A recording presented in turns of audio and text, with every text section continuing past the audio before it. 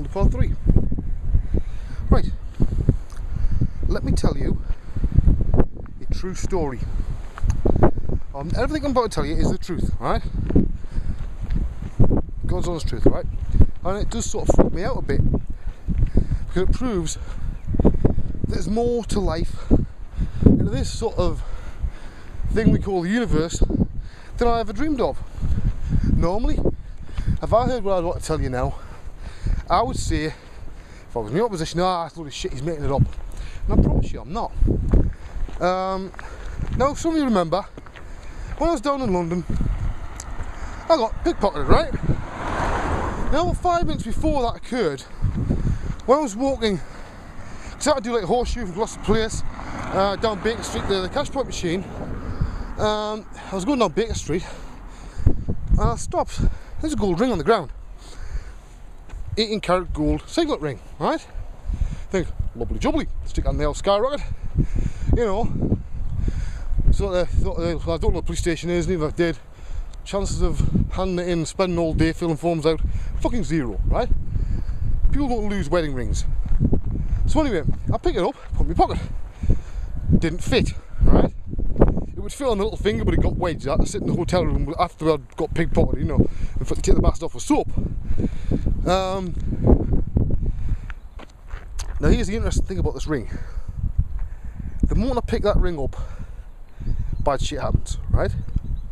Now at first, pickpocketing you think, yeah, well, things are gonna happen, okay?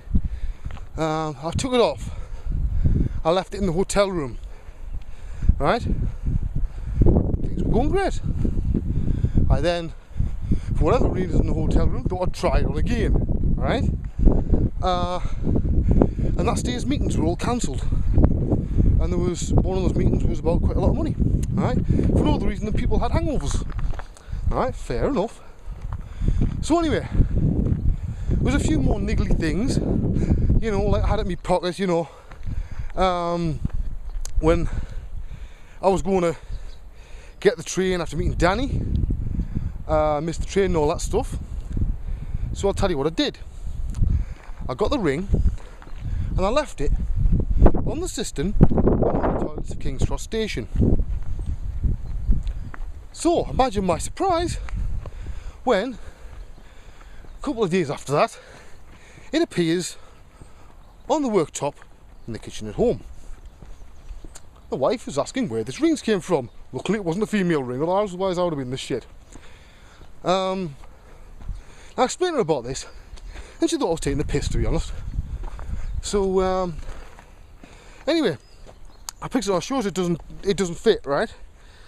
And Emily's walking up, and I sort of like Emily wanting to play with it, you know, with it being shiny and gold, and her being a little girl.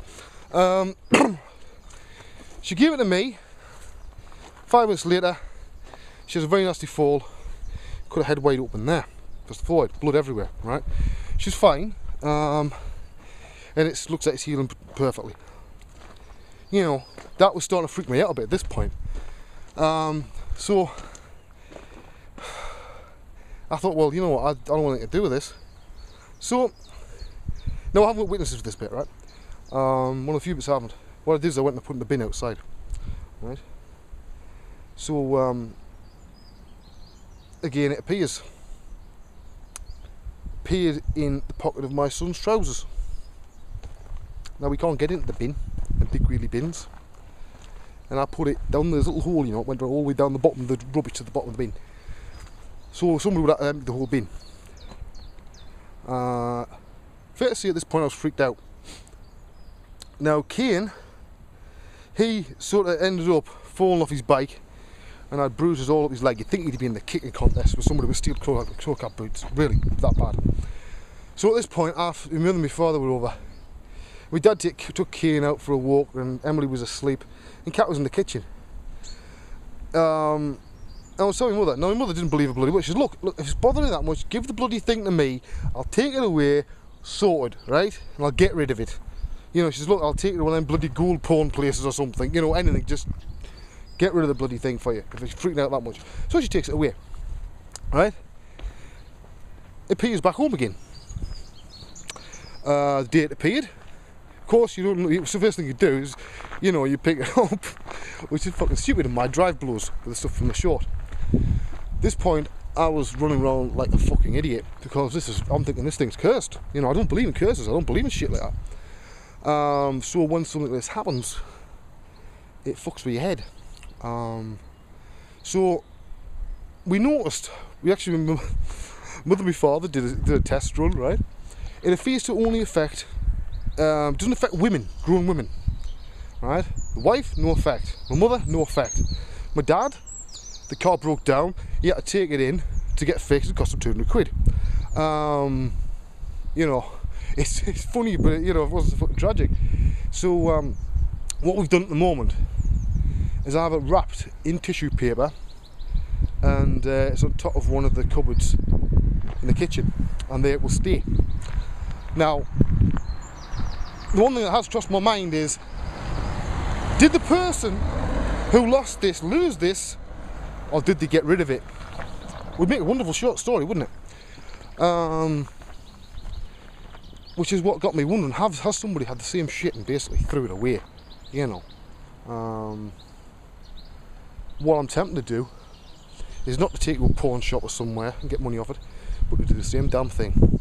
And one of these times when I'm out for a walk, just throw it over a hedge. Now, it's not a cheap ring. I'm not going to pretend it is. And I'm not a rich man that can afford to do this sort of stuff. But it honestly freaks me out that much. And I'm not convinced that this thing's got something weird attached to it. I want rid of it. And yeah, it is the truth. And yes, I have realised it would make a phenomenal short. I might unwrap it and do a little photograph and stick it on Facebook or Twitter for those of you that know after I've upped this. Just prove the ring exists. Now, I don't wear rings, right? Don't wear rings. I haven't done it since I was 16. I used to have fingers full of gold rings then because I was well off and stuff. But I'll take a photograph of it for you. It's a simple gold signet ring. But yeah, it freaks me out. More things in heaven and earth than you've ever dreamt of in your philosophy ratio. Hopefully you've looked that up, that quote by now. Very important one. But yeah, so there's more things going on in this universe than I ever thought, you know. And it really has knocked me for six, because I know for a fact when I'm, you know, putting this in the bin or I'm leaving it on the system in King's Cross Station, I know I've done it, right? And no one ever picked it up. Now, unless somebody's tailing me, giving me this ring back every 5 seconds, which is, let's face it, Occam's razor, that's not the simplest solution. There's something weird going on, and I want rid of it. Simple as that. So there you go. True story. But you never thought you'd get that one. See, I was tempted to tell you in the night, at night time, you know, in the dark or something. I thought, well, actually no, because it's creepy enough because it's real. Now, I expect every single one of you to think that I'm making this up, and you know what? I don't mind. Anybody wants to take the risk for the fucking ring? Be my guest. But to be honest, I'm not sure I could have it on my conscience. But somebody will find it. People always do. It's like the one ring to rule them all, isn't it? The ring of Sauron, that's what I fucking found up. It's Sauron's wedding ring. Anyway, but yeah, honestly, I'm laughing because it doesn't make any sense. It makes no sense whatsoever in this universe for this to actually be possible. I've had a few strange occurrences in my life that I can't explain, but there's only one event that tops this one, and that's one I'm not going into. So I won't be taken away by the midway coats, but yeah, honestly, this is the fact that I have witnesses that prove that this ring comes back of its own accord. Proves to me that I'm not a liar. You know, my wife's seen it, my brother's seen it, my dad's seen it, the kids are seeing it. You know, there's plenty of witnesses. Although what you call independent, of course not. Would it stand up in court? No. But I would need to, because. But don't be surprised if one day I wrap this up into a short film, because things that have a basis in reality are often the strongest. So from this, maybe I can get something positive out of it. Or maybe the whole thing's bloody cursed from the get-go. There you go. something a bit different. Because I'm near the corner now. I've still got another 200 yards up this hill. Here it's a lot steeper on this corner. I'll show you. It won't all fit in frame. But there, that is a long hill up in Iverson. I'll see you all next time. And don't rip me and you also in the comments about the story, because I promise it's true. Don't expect you to believe it. All I know is what I've experienced, the people around me. See you all next time. Bye bye.